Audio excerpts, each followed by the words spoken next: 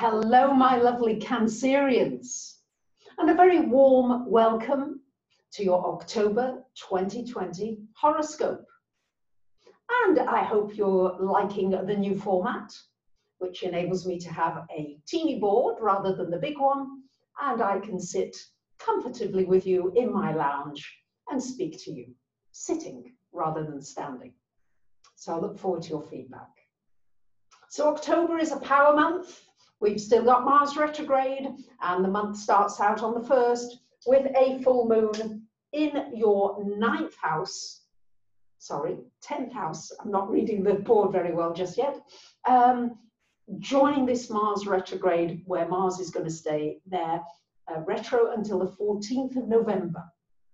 So full moons always shine a light on a particular area of your life that maybe needs to change, or maybe is already changing. The full moon in the 9th suggests that you might be considering taking your education to a higher level, learning something to a deeper level. You might be taking some information out to the world that you think is really important that people hear and listen to. You may also be looking at your spiritual direction. You might be revisiting things that you used to be involved with. Maybe you were involved in the church or something religious and you got a little jaded, but now you can come back to it with a new and fresh picture. It's different now. So the retrograde may bring you back to something, or it may make you realize, hey, I'm never going to go back to that. I'm moving to something new. So you might be questioning your meaning of your life. What am I doing here? And of course, it's a very important time to do that now, especially with everything that's going on and the uncertainties in our world. It's important to disrupt your habits a little. That's why I try to do that with these monthly forecasts. Just try to do them a little differently. I've been doing them for years and years, and some of you have followed me for years. But I want to inject something new into it now. We've got to make astrology new. You have to make your world new. We've got to create a new world. And this energy here in your 10th house has everything to do with what's my place in this new world? Where do I see myself organically going into? What are the signs I'm getting for the universe that are showing me my new direction?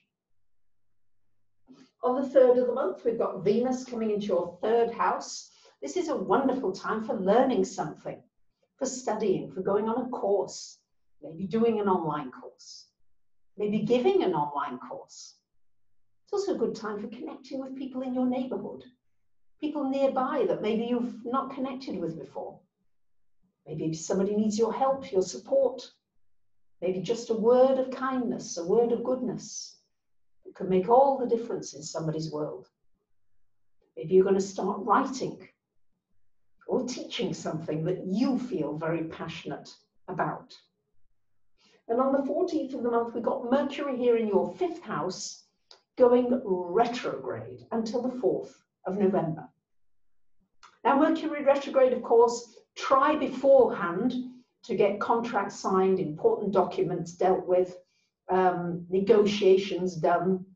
It's not a good time for starting something, but it's a good time for completing something during the retrograde. So if you've been thinking of launching a business or a product or a service, you might well complete it during the retrograde.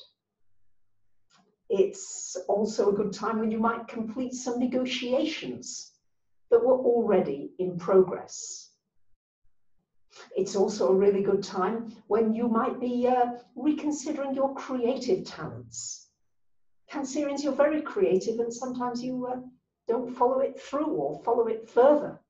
Time to follow it a little further. With the Mercury retro, again, you might come back to something that you were doing with reinforced vigor.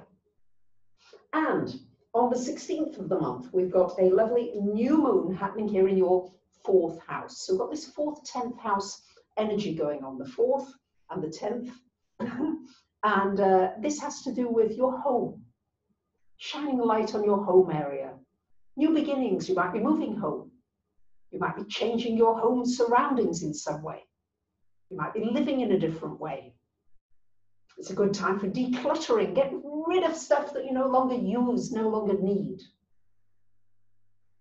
You might have a fresh start with a family member. And on the 23rd of the month, the sun coming into this 5th house.